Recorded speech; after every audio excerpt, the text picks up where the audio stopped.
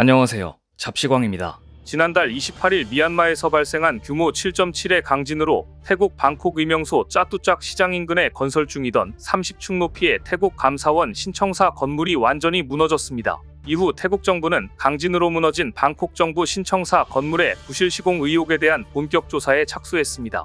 그리고 수사선상에 중국 철도 제10 공정그룹이 올라왔습니다. 방콕 포스트 등 태국 언론에 따르면 패통탄 친나와 태국 총리가 붕괴한 신청사 건물의 시공을 맡은 중국 철도 제10 공정그룹이 수주한 모든 건설 프로젝트에 대한 조사를 직접 지시했습니다.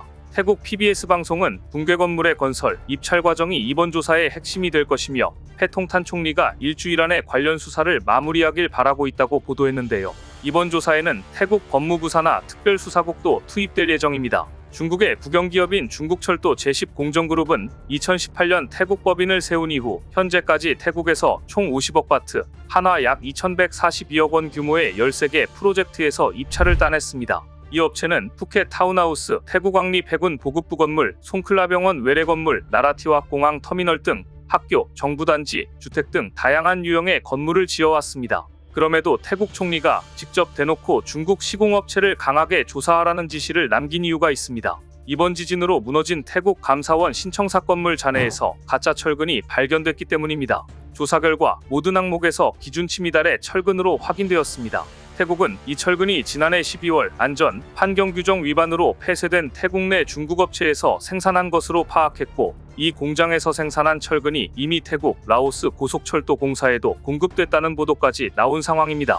단순히 건물 한 채가 무너진 게 문제가 아니라 태국 전역의 기준치에 한참 못 미치는 가짜 철근이 사용됐을 가능성이 매우 높아진 겁니다. 로이터 통신은 지난 1일 태국 산업부가 무너진 방콕 건축 현장 잔해에서 수거한 건설 자재를 테스트한 결과 샘플 소수에서 품질이 기준 이하인 불량 강철을 발견했다고 전해 중국 건설 관련 업체들이 수사선상에 대거 오를 것이라는 전망을 했습니다. 사고 초반에는 지진의 강도가 매우 큰 탓에 건물이 무너져 내렸다고 여기는 분위기가 강했습니다. 그런데 그 높은 건물이 이렇게 허물어질 수 있으냐 의문이 제기됐고, 수사를 하면 할수록 부실 시공이었다는 심증이 짙어지고 있는 것입니다. 사실 생각해보면 이상합니다. 강진이 발생한 미얀마 본토에서도 일반 가옥이 아닌 대형 빌딩이 무너진 사례는 없었습니다. 무너져 내린 대형 빌딩은 진원지에서 멀리 떨어진 태국이 유일했기 때문입니다. 태국 총리는 방콕 시내 수많은 건물과 공사 현장이 있었지만 이번 지진으로 무너진 곳은 이 건물뿐이라면서 철저한 조사를 지시했습니다. 이미 경찰은 사고 현장에서 공사 관련 서류를 빼돌린 중국인 4명을 체포하고 조사 중입니다. 이것도 이유가 있습니다. 이들은 사고 현장에 불법 침입해 공사계약, 입찰 관련 문서 등을 빼돌리려다 적발됐습니다. 사고 관련하여 은폐해야 하는 사실이 있다는 이야기나 다름없습니다. 태국 경찰은 이 문서들을 압수하고 이들이 사고 관련 정보에 대한 은폐를 시도했는지 등을 수사하고 있는 중입니다. 그런데 이와 비슷한 사고는 태국에서만 있는 게 아닙니다. 1대1로를 천명하며 승승장구하던 중국의 해외 건설 프로젝트는 지금 최악의 상황을 맞이했습니다. 잠비아에 있는 중국 소유의 광산에서 산성 폐기물 유출 사고가 발생해 강하류 100km 이상이 심각하게 오염됐습니다. 잠비아 키트웨이 인근 중국 금속리치 잠비아 광산의 테일링댐이 무너진 건 2월 19일이었습니다. AP통신 등 중국 소유의 이 구리광산에서 나오는 산성 폐기물을 보관하던 테일링댐이 무너지자 댐 하류의 주요 강이 100km 이상이나 오염되었고, 강은 순식간에 죽은 강으로 변해버렸다고 타전했습니다. 전문가들은 이번 오염이 이 지역의 수백만 명의 사람들에게 장기적 영향을 미칠 수 있다고 우려하고 있습니다. 중국은 스마트폰 및 기타 기술의 핵심 구성 요소인 구리의 세계 10대 생산국 중 하나인 잠비아에서 주요 구리채굴 광산업체를 운영하고 있는데요. 지난 2월 19일이었습니다. 댐 붕괴로 인해 고농축 산성물질들과 용해된 고형물, 중금속을 함유한 약 5천만 리터의 폐기물이 잠비아의 가장 중요한 수로 카푸의 강과 연결되는 하천으로 흘러들어갔습니다. 환경운동가들은 이번 사건이 재앙적인 결과를 초래할 환경재앙이라고 일갈했습니다. 이번 폐기물 유출은 잠비아의 심장부를 통과하는 1500km가 넘는 카푸의 강유역을 오염시켰고, 이것은 이 지역의 많은 사람들과 야생동물을 위협하는 심각한 위기입니다.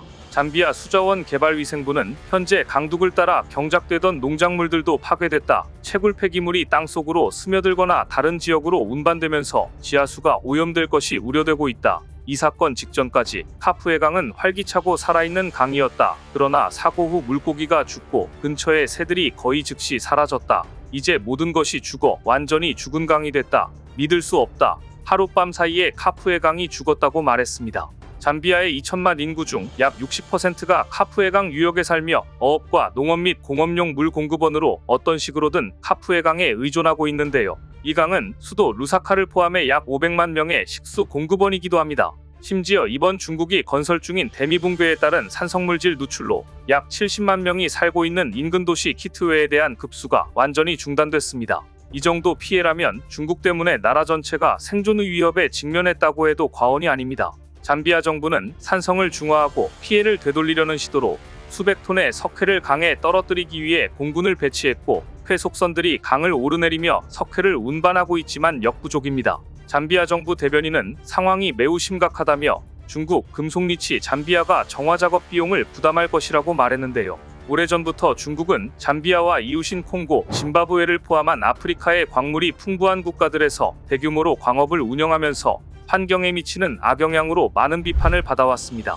특히 중국 소유의 구리광산은 잠비아의 안전, 노동 및 기타 규정을 무시했다는 비난에도 직면했는데요. 그런데 이렇게 치명적인 산성 폐기물을 강에 유출하고 만 겁니다. 사고를 일으킨 광산업체는 중국 관영 비철금속 기업이 대부분을 소유한 시노메탈리치 잠비아입니다. 현재 중국이 운영하는 광산들은 잠비아 당국의 명령으로 가동을 중단했지만 많은 잠비아인들의 분노는 가라앉지 않고 있습니다.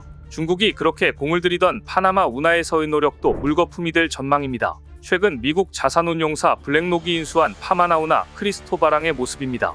지금까지 홍콩 최대보호 리카싱이 이끄는 청풍그룹이 운영해왔는데요. 지난 3월 4일 밤 홍콩 최대보호 리카싱이 이끄는 청풍그룹은 그룹사나 청풍 허치슨홀딩스가 전세계 23개국에서 운영하는 43개 항구를 세계 최대 자산운용사인 미국 블랙록 컨소시엄에 매각하는데 원칙적으로 합의했다는 내용을 발표해 전세계의 이목이 이 뉴스에 쏠렸습니다. 거래 금액은 무려 228억 달러나 됐습니다. 또 파나마운하 양쪽 입구에 있는 발보아항과 크리스토바랑을 운영하는 파나마 포트 컴퍼니 지분 90%를 넘긴다는 내용도 포함됐습니다. 청풍그룹이 파나마운하에서 운영하는 두 항구는 도널드 트럼프 미국 대통령의 취임 전부터 논란이 됐습니다. 트럼프 대통령은 이 두 항구 운영권을 청풍그룹이 보유한 점을 들어 중국이 운하를 운영하고 있다며 파상적인 공세를 퍼부었습니다. 또한 파나마운하 환수를 위해 무력 사용도 배제하지 않겠다고 파나마 정부를 압박하기도 했습니다. 파나마는 미국의 위협에 오래 버티지 못했습니다. 곧 중국과 체결했던 1대1로 협정에서 탈퇴할 것이라고 공식 발표했습니다. 파나마는 8년 전인 2017년 대만과 단교하고 중국과 수교했고 이듬해인 2018년 중남미 국가로는 처음으로 중국의 1대1로 프로젝트에 참여했습니다. 하지만 미국의 압력에 결국 청풍그룹과 맺은 항구 운영권 계약도 파기하는 방안을 검토하겠다고 할 정도로 트럼프 정부의 압박에 백기를 들었습니다.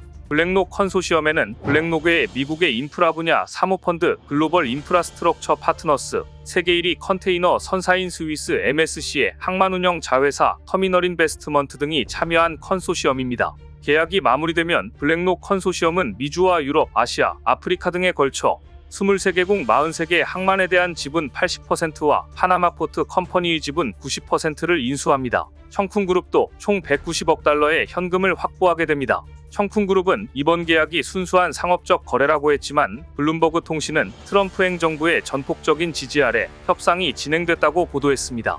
블랙록의 레리 핑크 회장은 한때 재무장관 후보로 거론되기도 했던 트럼프 대통령의 측근입니다. 그는 트럼프 대통령에게 수시로 상황을 보고하면서 이번 거래를 진행했다고 블룸버그 통신은 전했습니다. 그럼 트럼프는 왜 이렇게 파나마운하에 집착하는 것일까요? 파나마운하는 태평양과 대서양을 잇는 교통요충지로 미국 입장에서는 경제, 군사적으로 중요한 곳입니다. 아시아 태평양 지역 유사시 대서양 쪽 미 해군이 이곳을 통해 아태 지역으로 나가고 아시아에서 미국으로 오는 물동량의 58%가 이곳으로 들어오는 곳인데 이런 곳을 중국이 사실상 통제할 수 있다는 위기감이 이번 사태의 배경이라고 할 수 있습니다. 전통적 친미 국가였던 파나마는 2017년 후안 카를로스 바렐라 대통령 재임기부터 중국과 관계가 가까워졌습니다. 급기야 파나마는 오랜 수교국인 대만과 단교하고 중국과 수교하는가 하면 2018년에는 중남미 국가로는 처음으로 1대1로 프로젝트 참여를 선언했고 시진핑 국가주석이 파나마를 직접 방문하는 등 신중국가로 변신해 미국을 긴장시켰습니다. 중국은 이후 8년간 광업, 통신, 건설 등에 걸쳐 40여 개 국유기업이 파나마에 진출했고 50억 달러 이상을 파나마에 투자했습니다. 40억 달러가 들어가는 파나마시티 다비드 고속철도를 비롯해 10억 달러 규모의 가스화력발전소 신축, 14억 달러가 투입되는 문화제사 대교 건설, 아마도르반도 유람선 터미널과 중국 대사관 건립 등에 대한 합의가 이뤄졌습니다. 그러나 친중 성향의 바렐라 대통령이 2019년 퇴임한 이후에는 상당수 프로젝트가 취소됐습니다. 고속철도 프로젝트는 이미 교통망이 잘 갖춰져 있는 상황에서 불필요한 투자라는 비판이 나오면서 없던 일이 됐습니다. 운하의 태평양 쪽 입구인 아마도르 반도에 중국 대사관을 건립하는 계획도 미국이 민감하게 반응하면서 무산됐습니다. 파나마 운하를 드나드는 미 해군 함정을 감시하는 초소 역할을 할 수 있다는 우려가 제기된 것입니다. 최근 파나마 내에서도 중국에 대한 경계론이 적잖이 나오고 있습니다.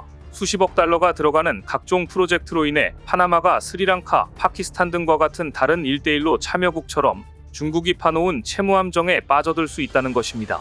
스리랑카는 2017년 한반도 타항 건설 과정에서 중국에 진 11억 달러의 빚을 갚지 못해 이 항구에 대한 99년 운영권을 중국에 넘겼습니다.